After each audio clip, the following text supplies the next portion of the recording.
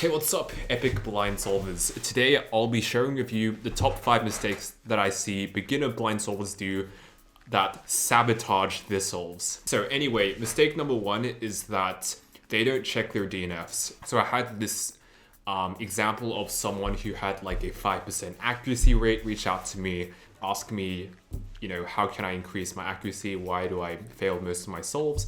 And I was like, did you check why you DNF'd your solves? And he was like, no. And I was like, well, there's your answer, mate. But anyway, the second mistake I see people do is not push themselves enough.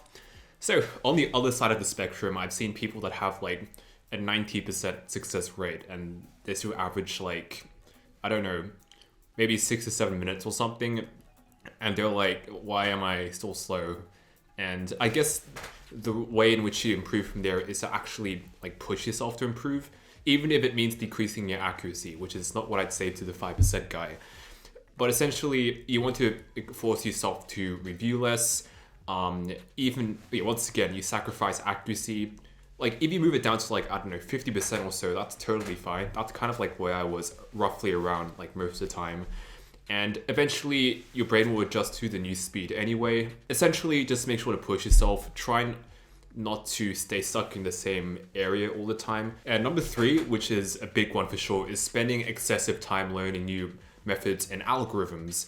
So what I've seen just a lot in general, particularly in the blind solving space, people seem to put a disproportionate amount of time and energy into learning new methods and algs.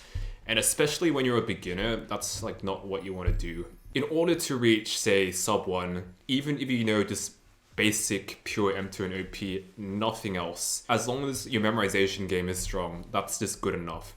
Even like sub 1 with OP is possible. Although I do recommend learning M2, or at least some sort of intermediate method, preferably M2 if you know OP.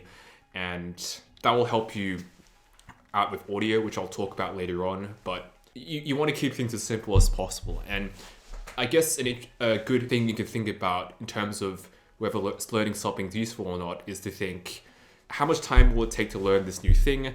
How often am I going to end up using it?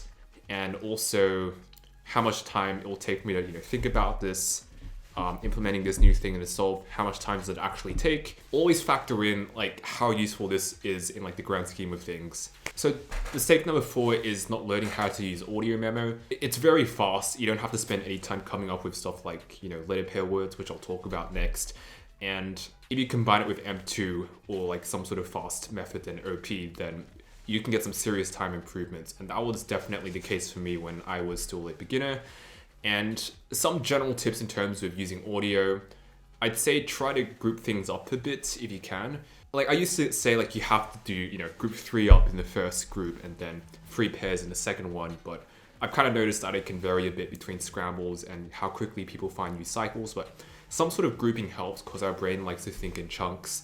But I still recommend learning how to audio up to like 6 letter pairs. Beyond 6, I tend to do visual memo for the rest though.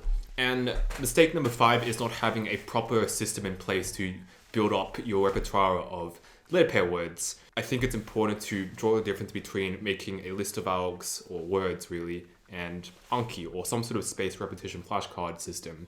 So I think lists are great for sharing stuff with other people. That's why I have a list of algs and people make lists of letter pairs and stuff. But from a utility standpoint, I think a program like Anki or a spaced repetition flashcard program of some sort like definitely wins at the end.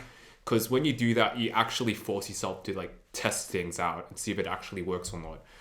Because you don't really know for sure until you really see like the first thing that comes to mind when you come up with a letter pair word. And if you can get those down, then you'll get pretty good pretty fast. So I hope that helped.